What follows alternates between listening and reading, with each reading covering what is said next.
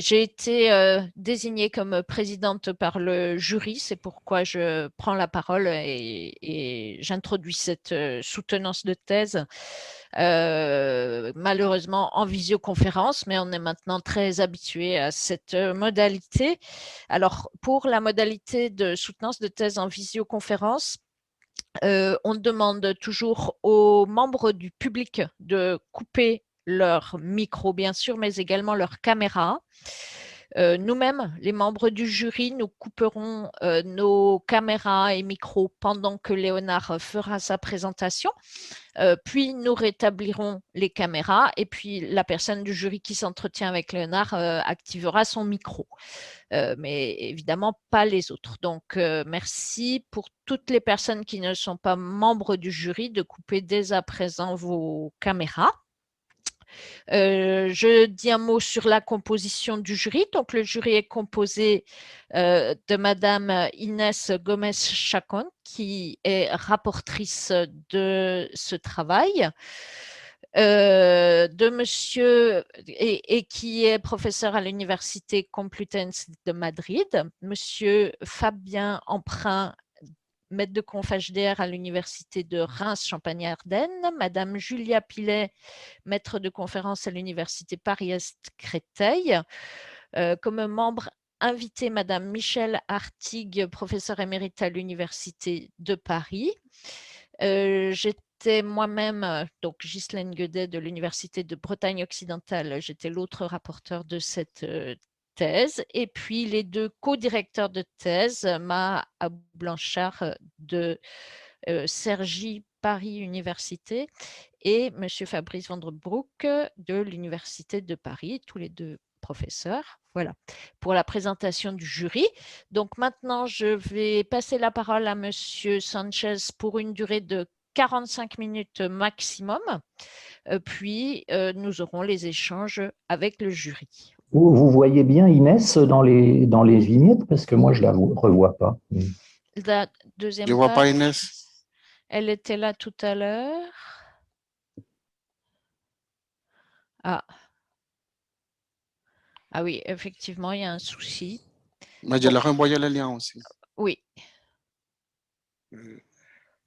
Bon, donc on va attendre. Tout à fait, il faut l'attendre. Oui. Inès, voilà, elle est là. Alors, elle vient d'être... Oui.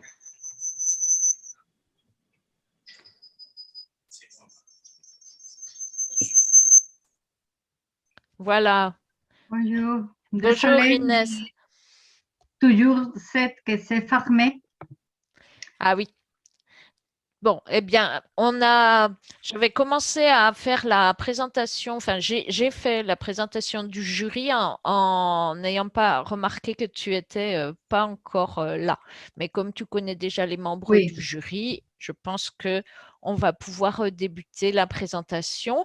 Donc, du point de vue de l'enregistrement, ce qu'on a convenu, c'est que cette présentation était enregistrée.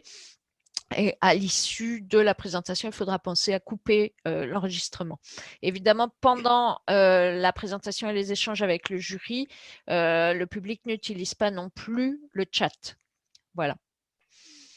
Merci à tout le monde. Et donc, Léonard, c'est à vous de débuter. Vous pouvez débuter le partage d'écran. D'accord, je vais débuter. Hop. Vous voyez tous là l'écran? Très bien. OK. Je démarre. Bon, bonjour à tous. J'espère que vous êtes tous bien connectés et que vous m'entendez bien. Le sujet de la thèse que je vous présente aujourd'hui est Genèse d'usage des technologies numériques chez les enseignants de mathématiques et sciences en lycée professionnel. Cette thèse a été dirigée par Maha Avou et Fabrice Vandebroek.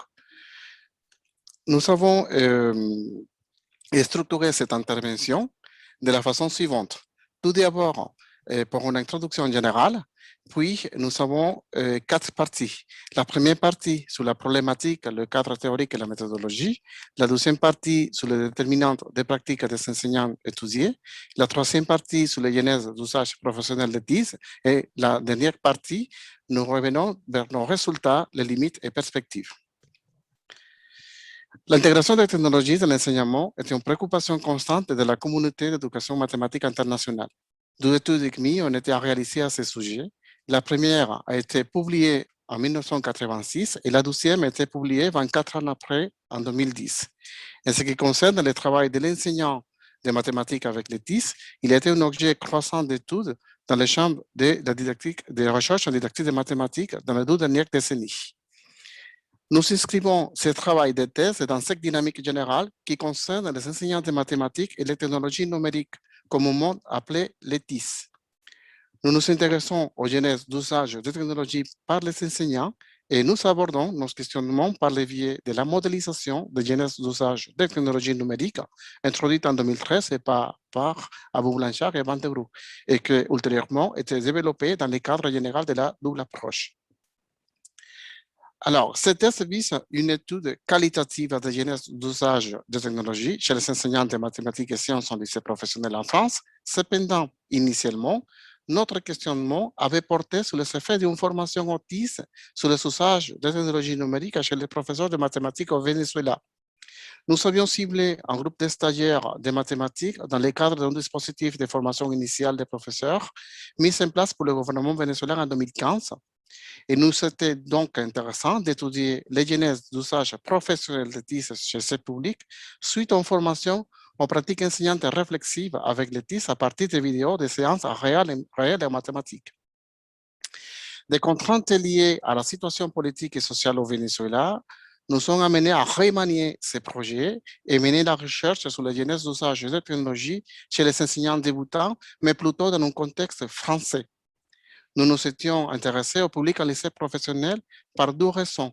Premièrement, parce que c'est un public très peu étudié dans la recherche en didactique des mathématiques, et deuxièmement, parce qu'il nous avait été proposé de mettre en place une intervention sur les pratiques enseignantes autistes dans le cadre du Master MEF pour les professeurs au lycée professionnel en 2018.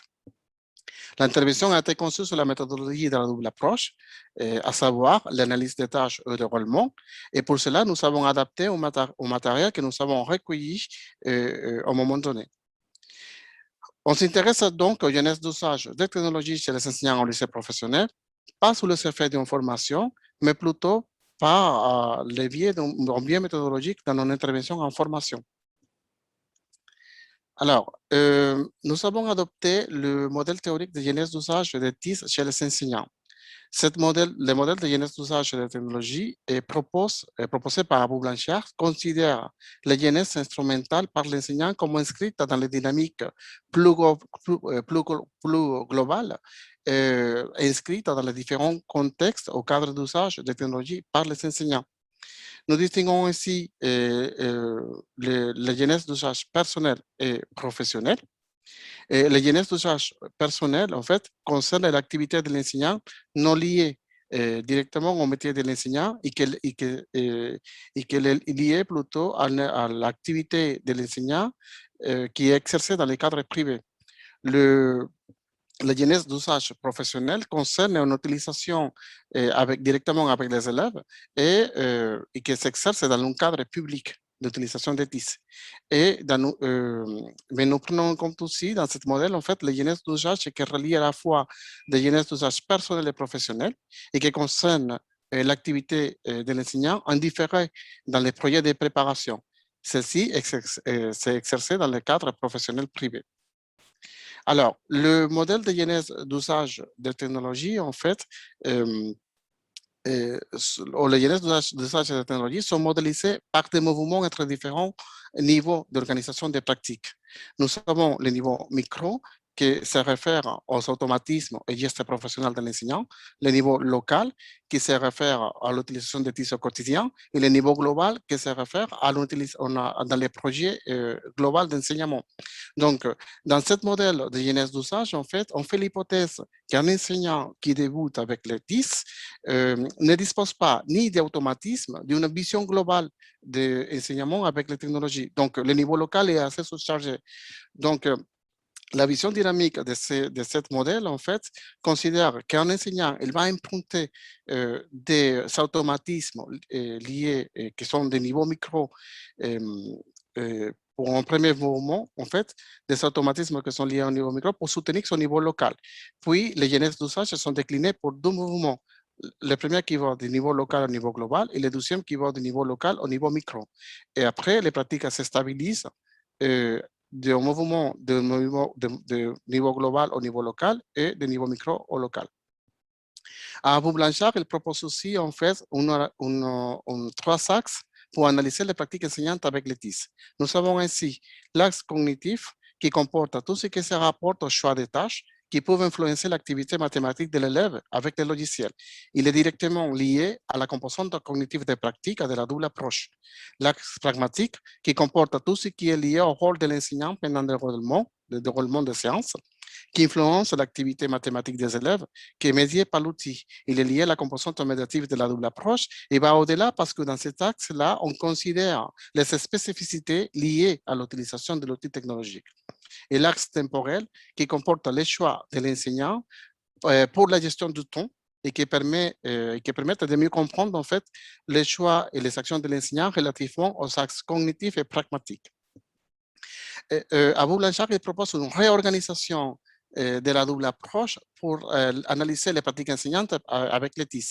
Donc, les trois axes cognitifs, pragmatiques et temporels, dans chacun de ces axes-là, elle intervient les déterminants des pratiques qui sont extérieurs à la classe, les déterminants personnels, institutionnels et sociaux. Nous nous avons posé alors les questions de recherche suivantes. Pour la première question de recherche, quel élément de genèse d'usage semble être présent dans les cadres d'usage de TIS chez les enseignants et stagiaires de Marxian au lycée professionnel? Pour la deuxième question de recherche, quelle interaction ou articulation entre la genèse d'usage personnel et la genèse d'usage professionnel de TIS chez les enseignants au lycée professionnel?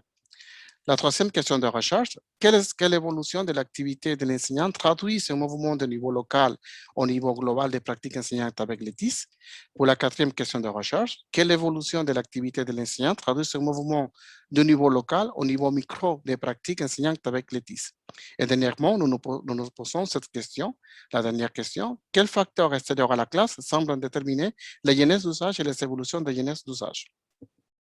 Pour cela, nous avons mener un protocole méthodologique, en fait, un deux temps méthodologique. Dans un premier temps, nous avons fait une intervention en Master MEF pour les professeurs au lycée professionnel et pour cela, nous avons adapté un matériel basé sur deux situations avec des vidéos et des analyses de tâches liées à ces deux situations.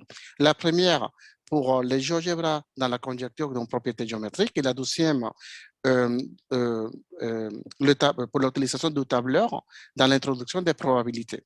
Donc, nous avons préparé aussi un questionnaire pour connaître les profils TIS de ces stagiaires.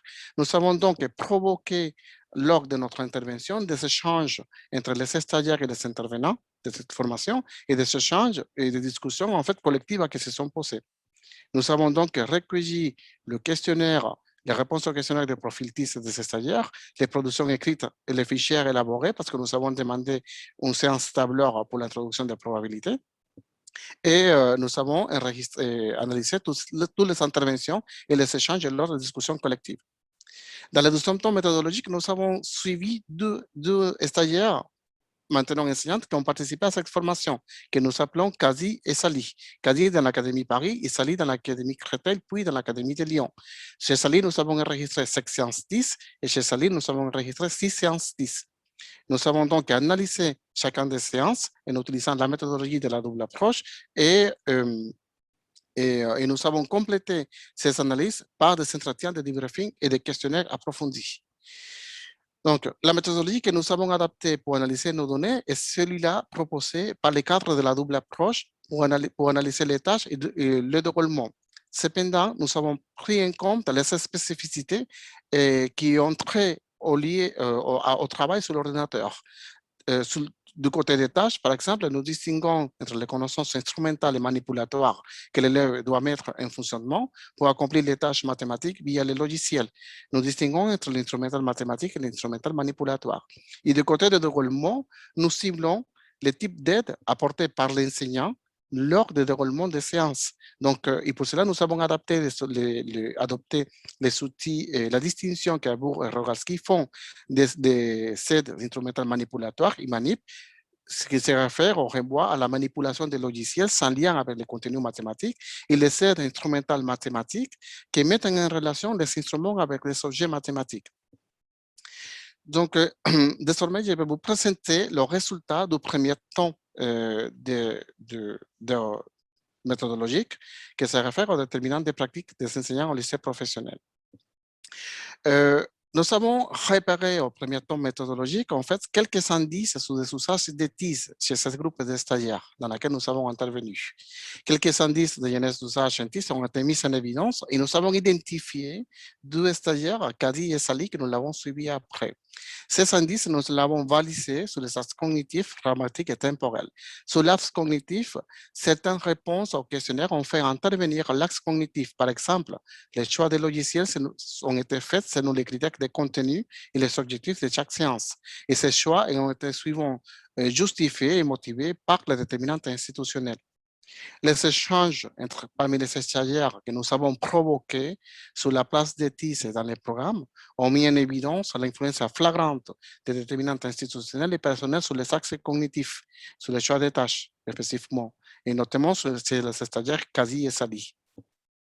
Les échanges menés lors de l'analyse de déroulement de la situation 1 de GeoGebra avec pour la géométrie, pour conjecturer une propriété géométrique, mettent en lumière en fait la proposition d'alternative. Il y avait des stagiaires qui ont proposé, par exemple, de réaménager l'énoncé, de clarifier les étapes, même si cela implique à guider de plus près l'activité des élèves. Sur l'axe pragmatique, les échanges sur l'intégration des TIS ont mis en lumière les choix de gestion. Par exemple, Kazi a mis en évidence un choix ponctuel de gestion en salle informatique suite à l'interpellation d'un autre stagiaire. Les productions dans les projets de préparation d'une séance tableur pour la situation de la bouteille de Brousseau, pour travailler l'élatoire avec le tableur, ont mis en évidence en fait la tendance à guider de plus près des activités des élèves en salle informatique. Et là, c'était plutôt justifié pour le déterminant social, parce que ce type d'élèves en lycée professionnel, il fallait les guider de plus près. Les fichiers tableurs élaborés rendent compte des usages de TIS dans le cadre professionnel privé, mais le fait d'incorporer ces fichiers dans les séances que nous avons demandé à un moment donné pour l'enseignement des preuves avec les tableurs, dans ce cas-là, met en évidence l'intention de guider l'activité des élèves, notamment c'était la proposition de Zali.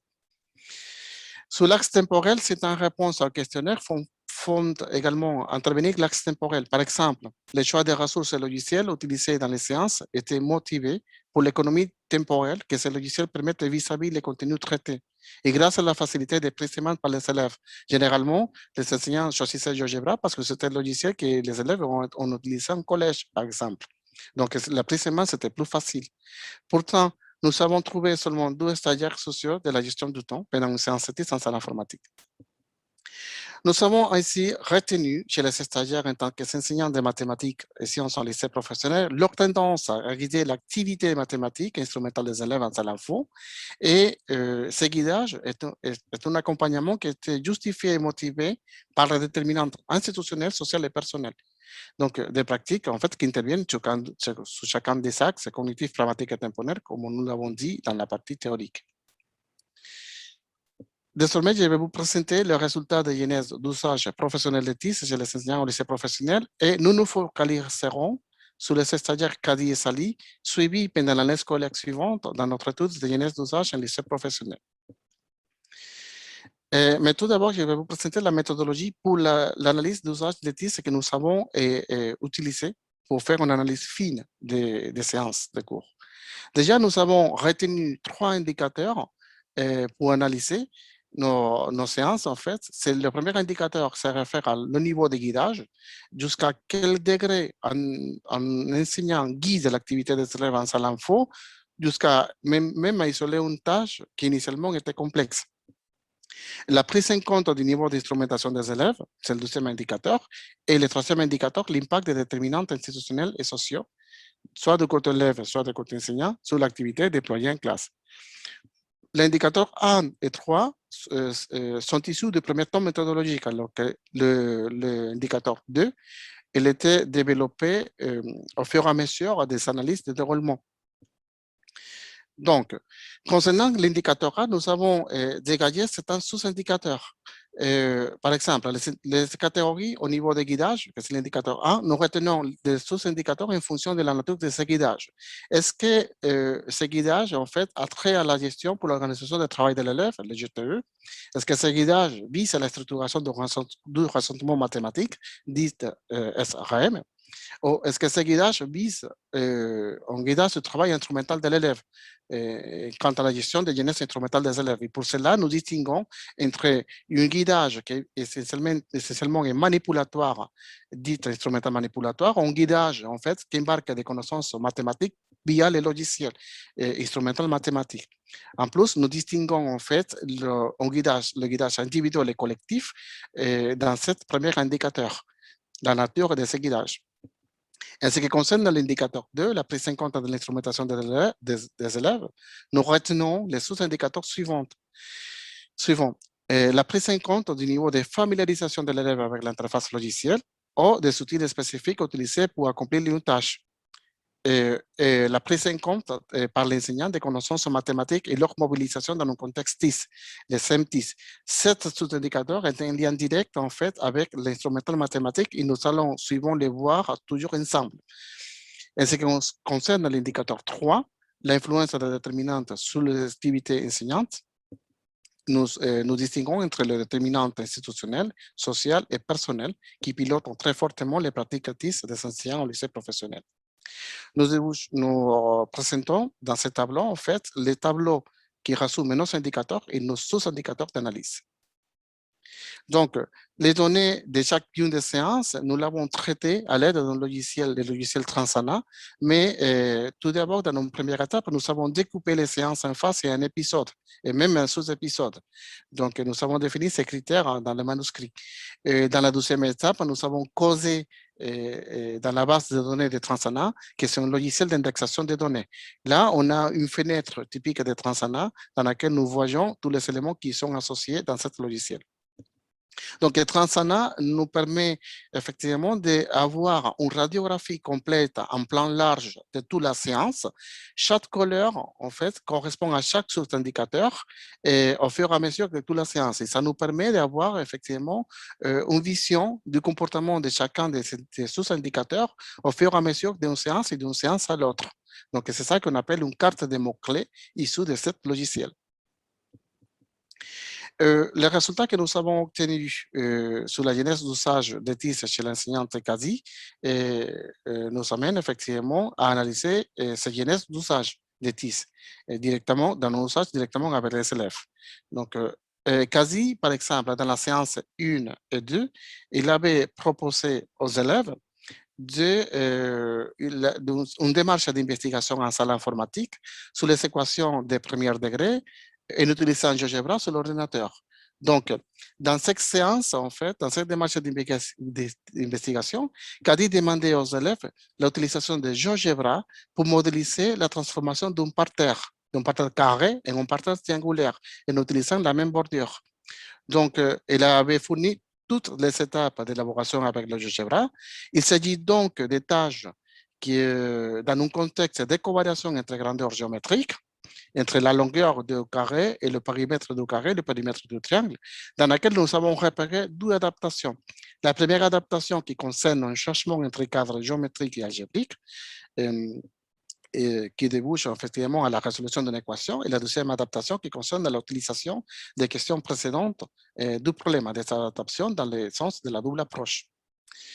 Donc, grosso modo, il s'agissait de que l'élève introduise le curseur P, que, à travers de ce curseur P pour contrôler la distance AM, la longueur du côté du carré demandé, et de conjecturer la valeur de cette longueur pour laquelle le périmètre du carré est égal au périmètre du triangle.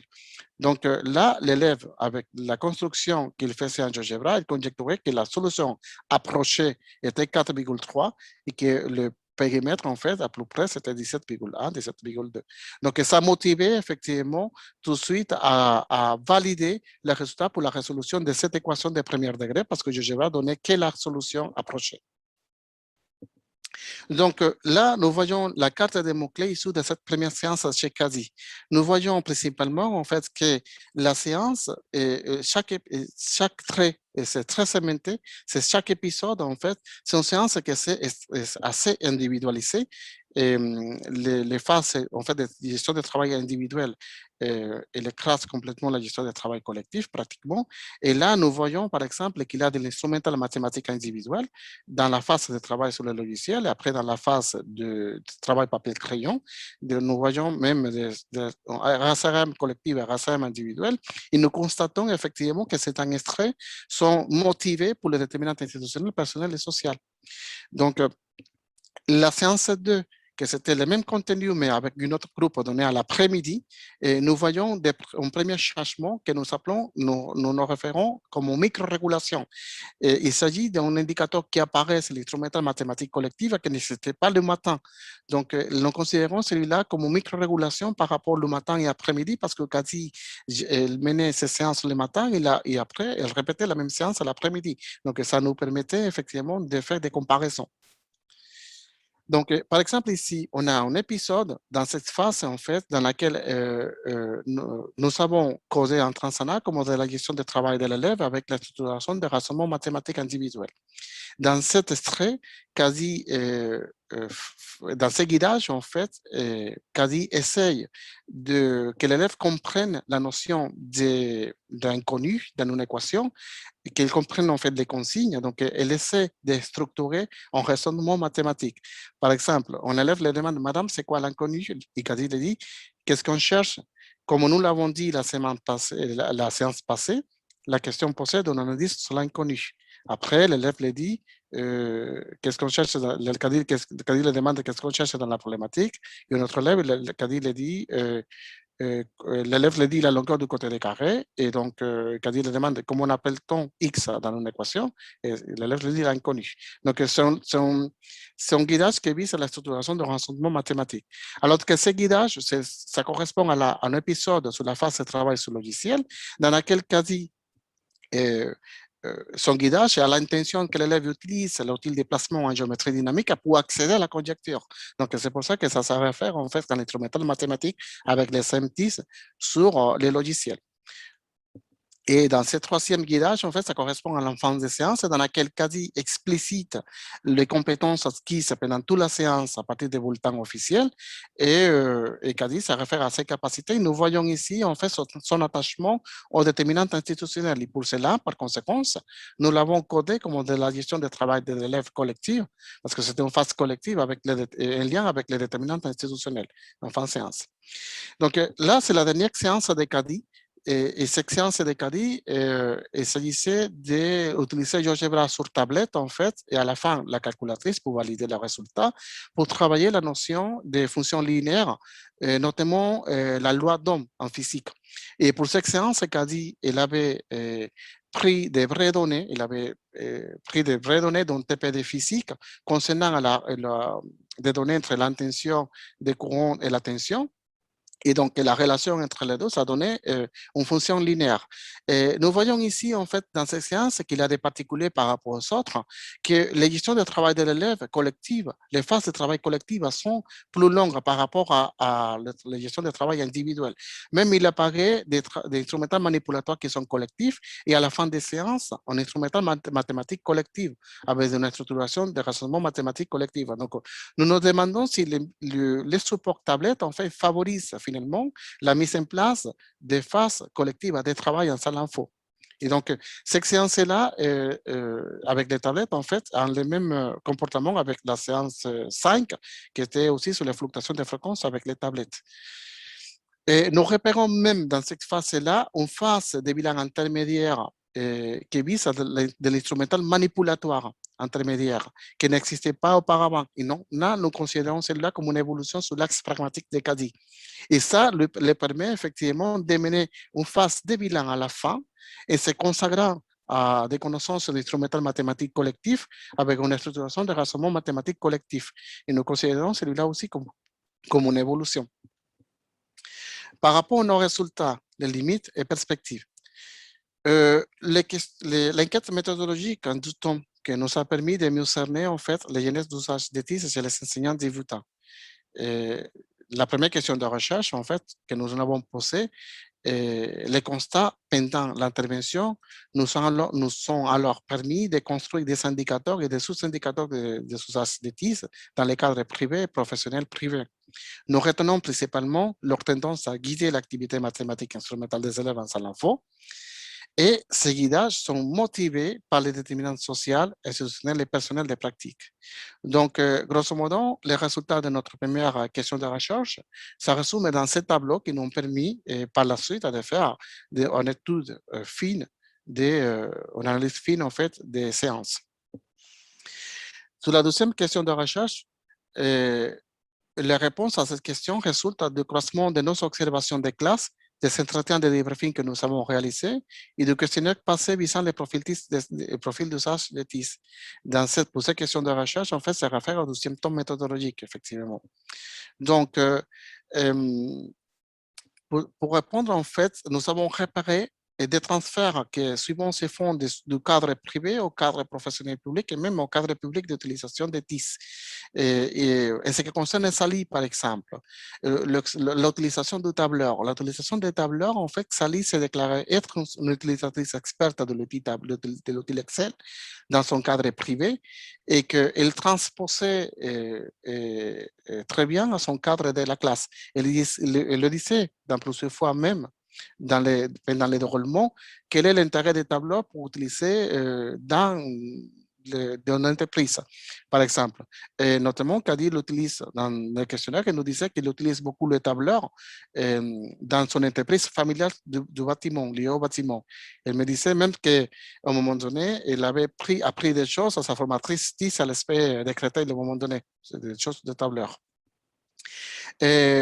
L'intégration des autres logiciels comme Word, par exemple, lors de la séance 5 TIS, nous dit aussi ce transfert parce que pour Kazi, en fait, il intègre les TIS pas que pour les mathématiques, il intègre aussi les TIS pour développer des compétences bureautiques chez les élèves.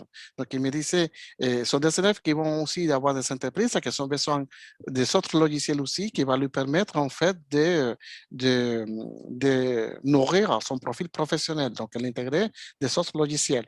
Et par exemple, nous avait déclaré l'intention d'utiliser les logiciels SolidWorks pour l'enseignement de la géométrie, parce que le logiciel SolidWorks, en fait, était utilisé dans sa formation initiale en tant qu'ingénieur, elle avait appris et elle avait retrouvé dans cette lycée de l'automobile, quand elle était nommée à Lyon, et que les élèves l'utilisaient aussi dans des autres matières. Donc, on voit bien qu'elle avait cette intention d'intégrer ce logiciel qui vient en fait, qui vient finalement d'un cadre privé d'utilisation des TIS.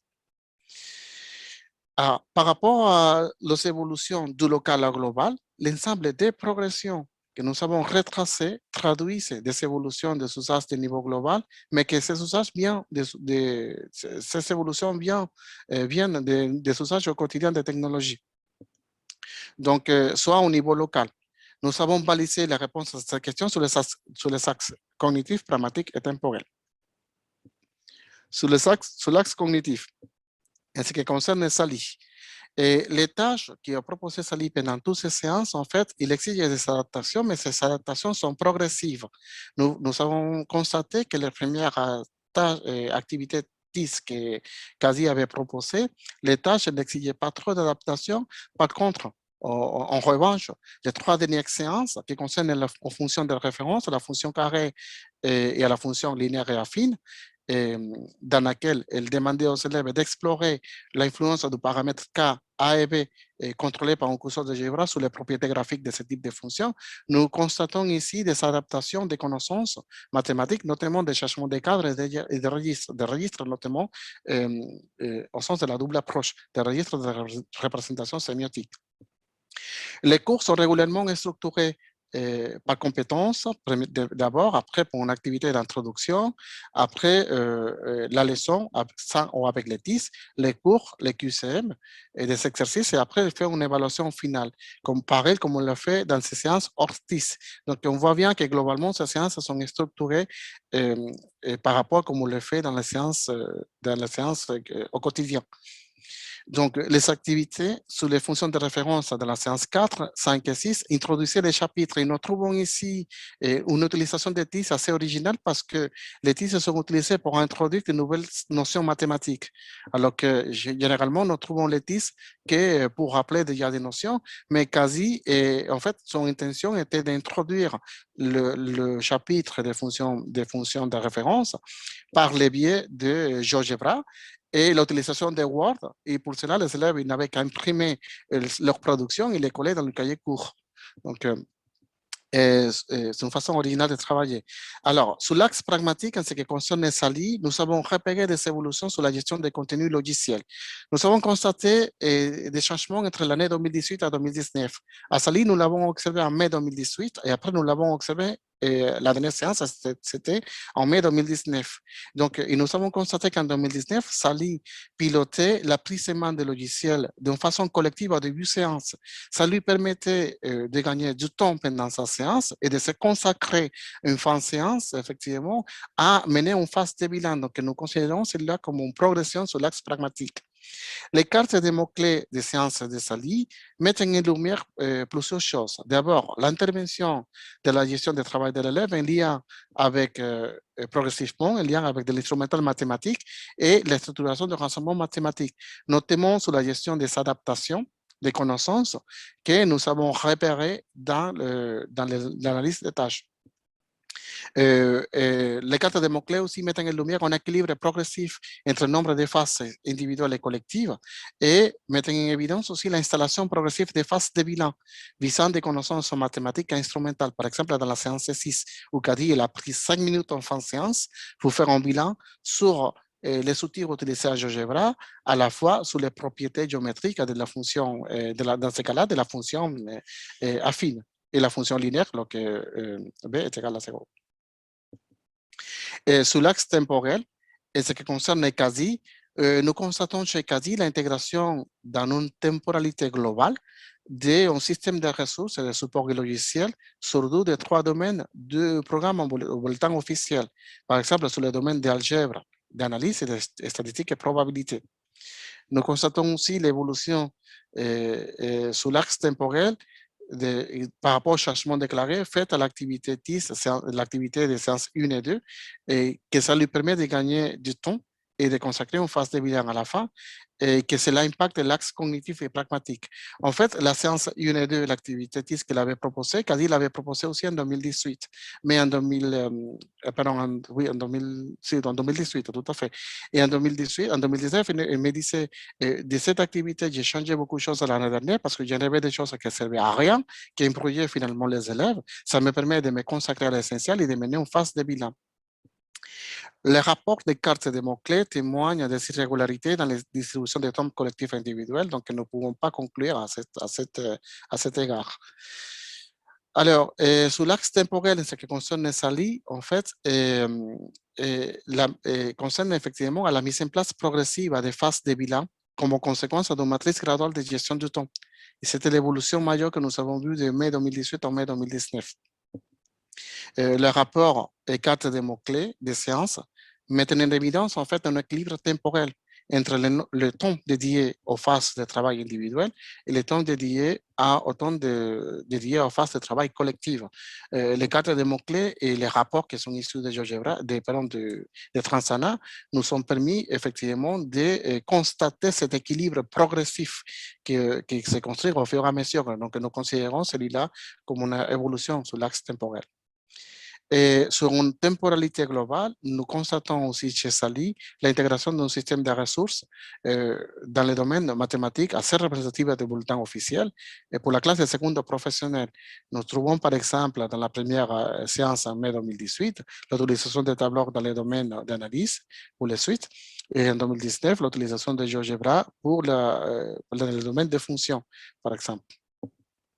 Dans les fonctions et la géométrie aussi, parce qu'elle a travaillé la géométrie en 3D avec GeoGebra. Pour la quatrième question de recherche, nous nous intéressons effectivement à la construction des automatismes de routine professionnelle. Et ce qui concerne CADI, les cartes de mots-clés nous ont permis de repérer des micro-régulations comme celui-là que je vous ai montré à la séance 2 par rapport à la première séance. des micro-régulations de l'activité des CADI sous l'axe pragmatique, matin et après-midi. Et comme celui-là que nous avons montré, mais CADI prévoit aussi la nécessité de basculer progressivement vers des guidages qui visent à des connaissances mathématiques via les logiciels. Donc, ce sont des automatismes en fait qui, au fur et à mesure, vont se construire à partir du niveau local. Donc, CADI, elle mène aussi des guidages qui sont collectifs et pour cela, elle visait des anticipations manipulatoires qui n'existaient pas auparavant et que ça lui permet effectivement de mieux gérer au niveau local ces séances 10. Elle prévoit aussi la nécessité de guider collectivement pour faciliter sa gestion en salle informatique et effectivement de gagner du temps. En ce qui concerne Sally, nous avons constaté de la première année que nous l'avons observé en routine professionnelle et qui concernait à sa façon de dépanner les élèves bloqués face à l'ordinateur. Sally me disait pour débloquer un élève, je me mets à sa place, je lui montre qu'est-ce qu'il faut faire, ensuite j'efface et après l'élève reproduit ce que je viens de l'expliquer. En 2019, c'était la même façon de le faire. Une année après, donc pour cela, ça constitue pour nous une routine professionnelle déjà construite au niveau micro, un automatisme.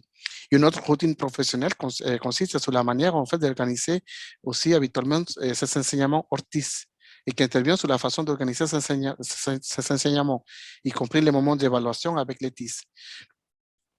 Sally prouve aussi rapidement la nécessité de valider les acquis des élèves en fin de séance TIS. Son automatisme développé à partir d'un usage local Ortiz. Donc, il valide d'une séance après avec l'application d'un QCM en fin de séance, comme on le fait en séance papier-crayon. Et par rapport à la dernière question de recherche, nous nous intéressons à ces déterminants des pratiques, en fait, qui déterminent les genèses d'usage et les évolutions des genèses d'usage. En ce qui concerne les cartes de mots-clés mettent en lumière en fait que le déterminant institutionnel et le déterminant social interviennent bien plus que le déterminant personnel. Et nous faisons l'hypothèse que CADI elle est très attachée au déterminant institutionnel parce qu'elle s'est trouvée encore en 2019 en condition de stagiaire, donc elle redoublait son année de stage. Le déterminant social impacte sur les choix de gestion, notamment parce qu'il s'agit en lycée professionnel de classes qui sont très défavorisées, des élèves qui sont suivants en réinsertion scolaire, donc il faut le guider de plus près pour éviter les décrochages. Donc il fallait, c'est le déterminant social en fait qui impacte ces choix de gestion. Or, ces représentations sur l'enseignement des mathématiques sont déterminantes personnelles, l'amènent souvent à articuler un travail TIS et un travail papier-crayon. Généralement, CADI faisait ça dans ces séances, dans toutes les séances TIS que nous avons observées. Et ce qui concerne Sally, les cartes de mots-clés mettent en évidence que les déterminants personnels et les déterminants sociaux interviennent bien plus que les déterminants institutionnels. La déterminante personnelle intervient directement sur les axes cognitifs parce que, d'après ce que nous disait Sally, elle avait une vision assez personnelle et particulière de ce qu'on appelle une démarche d'investigation en lycée professionnel. Pour elle, une démarche d'investigation, il s'agissait d'une question assez simple dans laquelle elle doit donner tous les outils informatiques ordinaires à un élève pour résoudre cette problématique. Donc, pour elle, en fait, sa démarche d'investigation était comme ça impacte sur l'axe cognitif. Et le déterminant personnel et le déterminant social intervient sur les axes pragmatiques, notamment sur le choix des logiciels en fonction du profil professionnel des élèves. Par exemple, le tableau en 2018, il le disait même pendant cette séance, aux élèves directement pourquoi la nécessité d'utiliser un tableur, l'utilisation de Word et l'intention d'utiliser SolidWorks en 2019, et c'est en fonction au profil des élèves parce que Sally, cette année-là, en 2019, elle était nommée dans le lycée de l'automobile à Lyon, dans l'Académie de Lyon.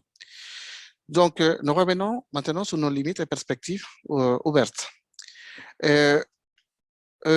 Notre principale limite de sa recherche concerne plutôt à l'ordre temporel et méthodologique. À l'ordre temporel parce que nos résultats correspondent plutôt au moyen terme. Cependant, nous avons observé Sally en mai 2018, puis en année 2019, nous pouvons préciser cette chose au niveau de long terme, dans une temporalité globale, dans une temporalité longue. Donc, ceci impacte aussi le niveau micro parce que le niveau micro, d'après notre cadre théorique, les automatismes, la routine professionnelle se construit que dans une temporalité longue. et d'ordre méthodologique parce que l'approche interprétative que nous avons utilisée pointe cet temps d'imprécision pour étudier la genèse d'usage à partir de nos indicateurs. Nous proposons comme perspective, en fait, continuer à observer Cady et Sally. Et ça peut me projeter sur une étude plus longitudinale sur 300, dans laquelle nous pouvons repérer des automatismes et des autres indicateurs, en fait, que nous n'avons pas repérés dans cette recherche, à condition qu'ils puissent aussi mener des cours en salle informatique avec des demi-groupes, hein, bien évidemment, et aussi d'étudier les genèses d'usage du lycée professionnel, du lycée général et technologique, pardon, et que ça va nous permettre effectivement d'élargir la palette des indicateurs et des sous-indicateurs. Donc, et il y a une chose en fait qui me paraît intéressant de continuer à observer Cady et Sally, et c'est le fait qu'il y a un changement par rapport à la réforme de l'année dernière en lycée professionnel, et ça concerne effectivement à la démarche pédagogique suivie. Maintenant, les enseignants en lycée professionnel, ils enseignent avec une autre enseignante dans la salle, ce qu'on appelle la démarche de co-intervention. Donc, ça nous ramène en fait à repenser comment ça peut être une intégration des TIS à une co-intervention. Donc, nous avons aussi considéré que nos résultats de recherche nous permettent en fait de transposer ou de capitaliser nos résultats vers la formation des enseignants, vers une formation aux sociétés par l'approche de jeunesse, peu importe la stratégie à utiliser. Et la stratégie en adaptant une méthodologie spécifique, une stratégie spécifique de formation. D'accord. Merci de votre attention.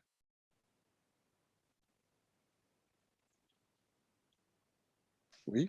Alors, merci beaucoup, Léonard, pour cette belle présentation et pour le respect scrupuleux du temps imparti. Donc, je vais maintenant donner la parole au professeur Inès Gomez-Chacon pour un échange donc d'une quinzaine de minutes. Merci, Ghislaine. Et en premier lieu, je voudrais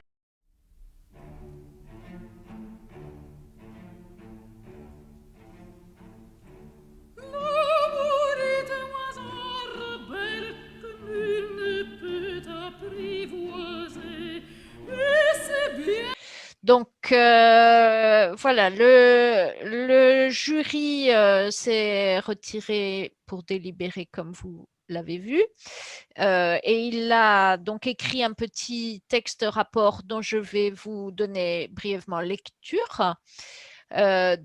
Monsieur Leonard Sanchez a présenté une thèse sur un sujet particulièrement original, les genèses d'usage de technologies numériques chez les enseignants de mathématiques et sciences en lycée professionnel.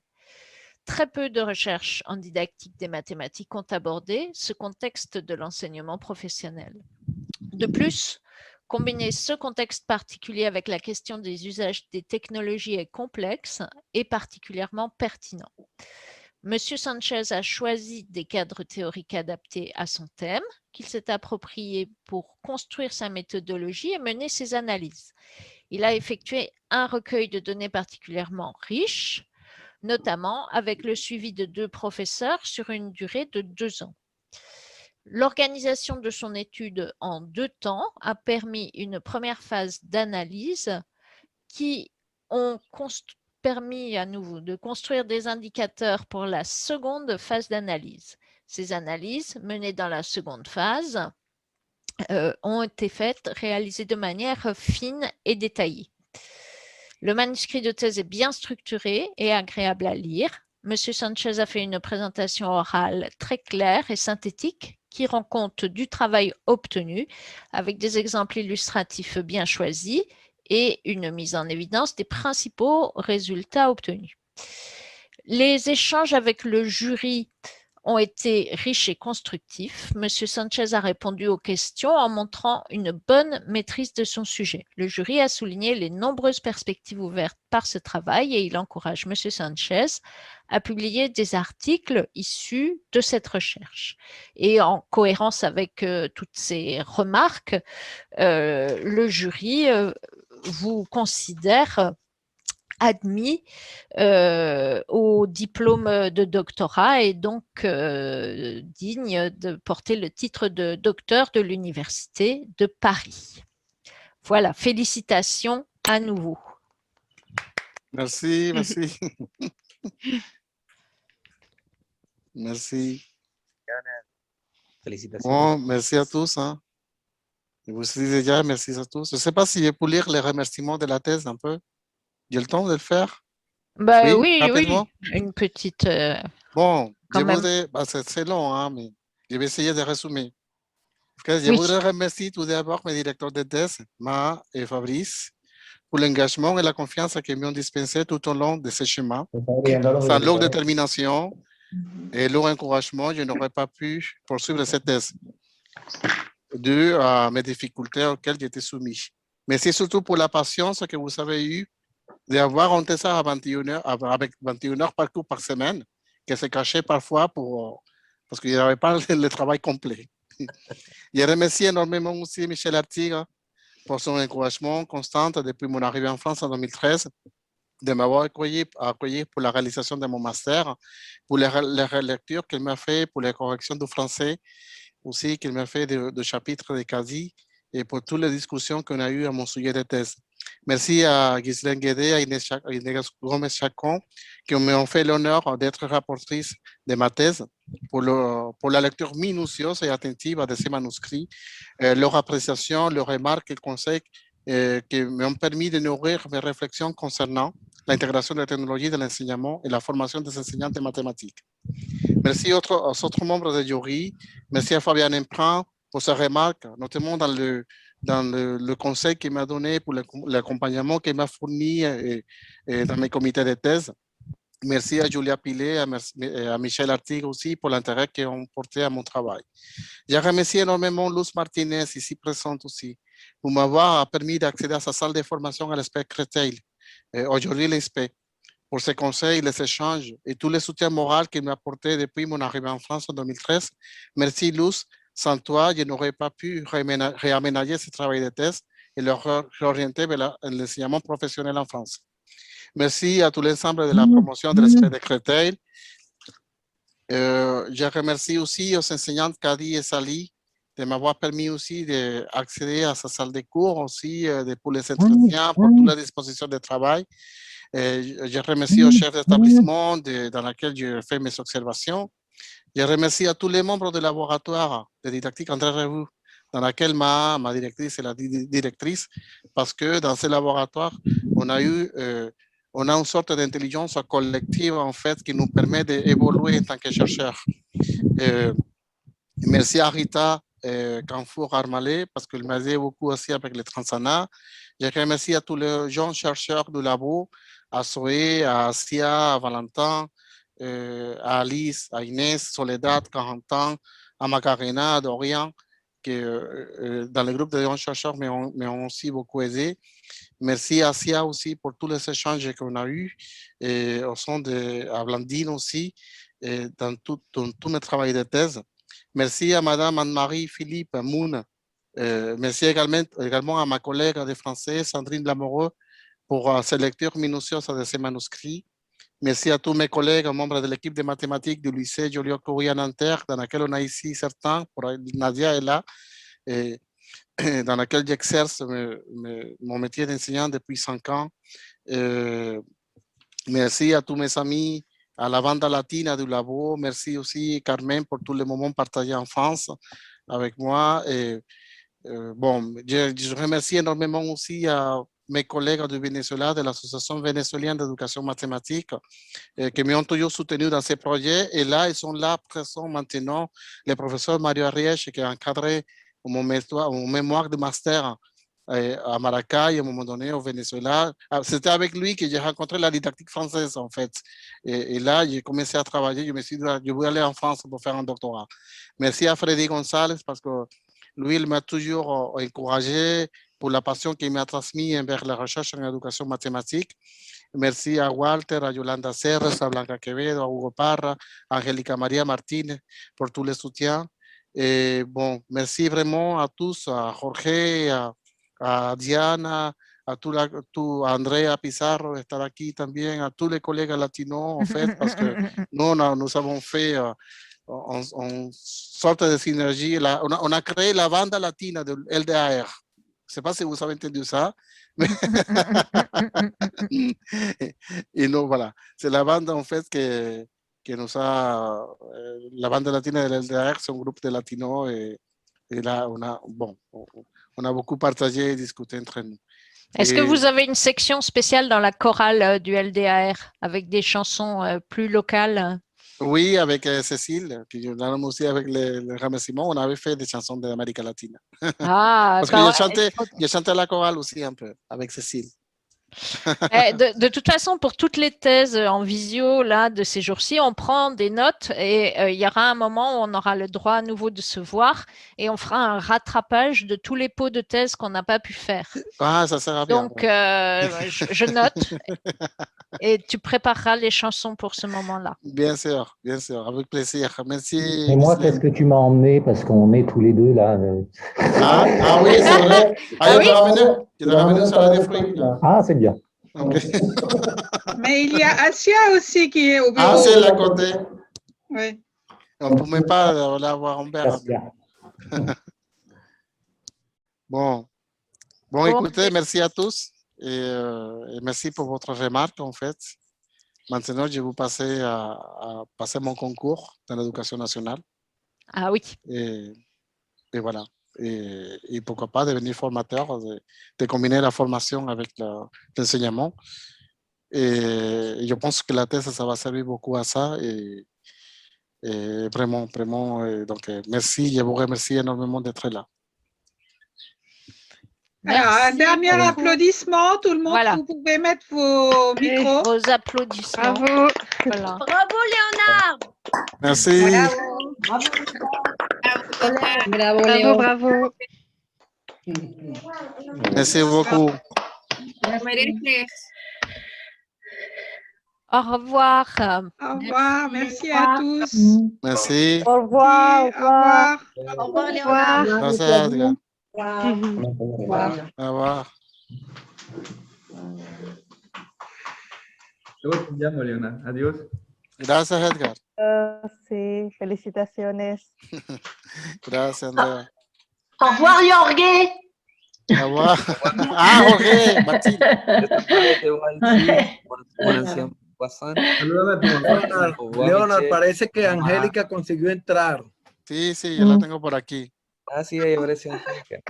Empiece la fiesta, señores.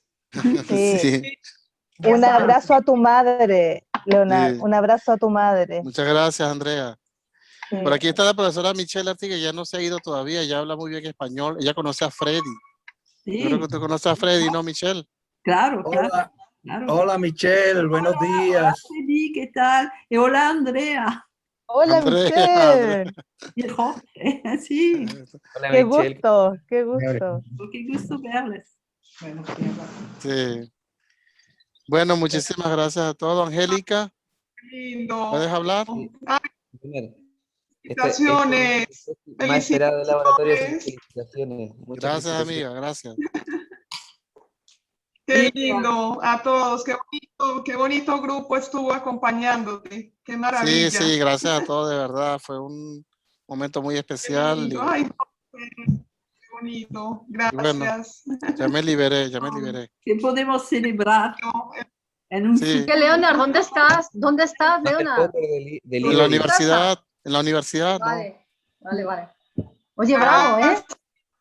Tenemos que Pregunta, muy buena. juntarnos a celebrar este hito. Claro. Sí, sí. Amerita una junta de celebración, de todas maneras. Sí, Sí. sí. No, Vamos a hacer no. una de tantos podetes que hemos perdido. Bueno, vamos a hacer una. Sí, sí. Vamos a hacer una. ¿Ah? Pero puedes mandar el PO por delivery. Sí, Por interno. te llegan 11 horas, sí. Por lo menos ahorraste, amigo, ahorraste. Sí, El lado sí. positivo. Claro, excelente. Tenés que rajarte con las chelas, sí. Po. Bueno, sí. Bueno, ¿y las arepas? ¿Las arepas cuándo? Y las arepas, sí, tenemos que hacer el fin de semana, las arepas. Dentro de poco. Yo tengo unas amigas, ahora unas vecinas que hacen arepas, se llama María Auxiliadora, por aquí está. Hola, ¿qué tal? Sí, qué orgullo estar aquí al lado de Leonardo. Vamos a celebrar, vamos a salir a dar un paseo en bici, nos vamos a tomar un vino, ¿verdad, Leo? Sí, señor, sí seremos. Felicitaciones, un gran abrazo y felicitaciones a tu madre también, porque Muchas también ella se está gracias. graduando y Por todos aquí sus está, amigos y pero familiares. Ah, Sí, pobrecita, ya ya, está cansada. ya la vi, claro, es un orgullo. Tus logros son sus logros también. Gracias, de verdad. Bendiciones para todos. Feliz día. Sí. Ay, qué bonito. Bueno, Bye. muchas gracias a todos. Nos estamos viendo próximamente y bueno, ya podremos celebrar en presencial. Está muy bien. Ay, ¿Ok? felicitaciones. Y gracias por acompañarme y gracias por el sacrificio que hicieron de levantarse tan temprano, de estar ahí. Sí, así, sí. Pensé Valió que no la iban a pena, llegar. Leona. Valió la pena, No, sí. valió la pena. Un abrazo grande, muy orgullosa de tus logros, así que valió la pena Gracias. estar aquí contigo. Los quiero mucho. Un abrazo. Que Queremos estén bien. Ay, orgullosas de ti. felicitaciones.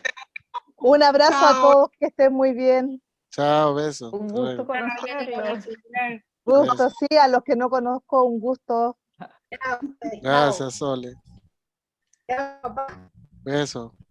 Anda a celebrar, tú. Sí, ya voy a salir aquí. Ya son las 13 aquí.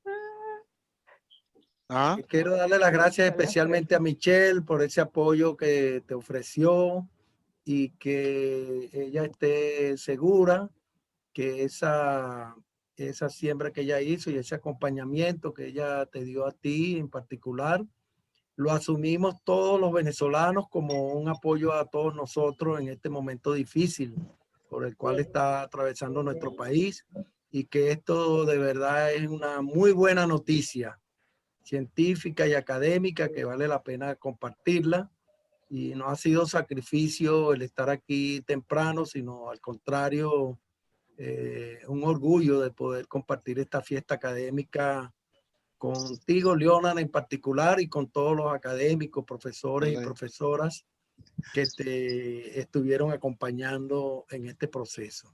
Entonces, Michelle, muchísimas gracias. Y gracias a todo tu equipo. Eso para Merci, Freddy. Gracias, Freddy. Sí, muchas gracias. Bueno, de verdad que muchas gracias a todos por estar aquí. Gracias, Freddy, por tu palabra, por ser tan especial. Y bueno, y yo sé que dentro de poco, bueno, ya tenemos que vernos, sea aquí en Francia, sea en cualquier parte de América Latina. Y bueno, y compartiremos pues todo, como decimos aquí, tenemos que rattraper como que recuperar todas las cosas perdidas. Y sin embargo, bueno, como dijo Andrea hace rato, también las tecnologías tienen esta potencialidad de reunir tanta gente en tantos lugares del mundo a la misma hora. Y de verdad, bueno, les agradezco a todos nuevamente de poder estar aquí conmigo, de acompañarme en este momento. Fue un proceso bastante largo, pero fue seguro. Valió la pena. Valió la pena. Claro. Ay, profe Mario, qué lindo. Angélica, Dios te bendiga. Ay, qué bello. Qué bueno. Sí. Igualmente, Angélica. Muchas gracias. Sí. Gracias. Bueno, tengo que irme ahora porque ya mi director está aquí llamando. Hola. ¿Ah? Te dio sed, cuenta la firme, te dio sed. Anda a celebrar, amigo, por fin. Wow, sí. Muchas gracias. Muchas gracias, profe Mario. Un placer haber estado con vosotros. Gracias, gracias. Bendiciones. Ok. Gracias, Chao. Freddy. Chao. Chao. Mario, Mario, continúa con tu obra. Sí, claro que sí, claro. Firme adelante, para atrás ni para coger impulso. Sí, yo estoy seguro que ya tú te levantaste a obrar. Sí, tienes razón, a orar. Sí. Verá, Leonard, que Mario se levantó a obrar temprano. A orar. Su obra de caridad bien temprano. Yo me recuerdo la expresión para dar del cuerpo. Sí. Ok, chao Mario, Dios te bendiga y te cuide, y a Josefina y a toda tu gente. Chao, Angélica. Chao, gracias, Fred. Un gran abrazo a tu mamá, Leonard, y que Dios me la bendiga. Amén. Amén, amén. Gracias, Freddy. Chao, chao. Amén, igualmente, pues. Hasta luego. Gracias. Bueno, chao, Leonardo. Sí. Chao. Chao, Angélica. Chao, Leonardo. Chao. Un abrazo. Chao, un beso. Hablamos luego. Qué lindo. Beso. Por aquí está mi tía Marta. ¿Puedes hablar? Hola, Leonard.